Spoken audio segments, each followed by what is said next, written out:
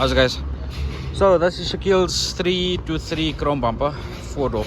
This guy's got 118,000 on the clock. This guy came in for some work in December, came back in for a tune-up basically, and he came for a dress-up kit as well as some oil leaks. That's just natural oil leaks that he came in for. He's here to collect his vehicle today. But this is a fine example of a car well maintained. So just to show you around a little bit on the vehicle, we've just touched up here and there, just on the fade, on the yellow, on the intake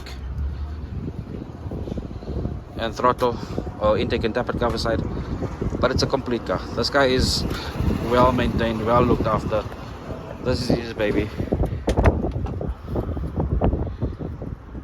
I don't think you do get cleaner, but this guy is clean.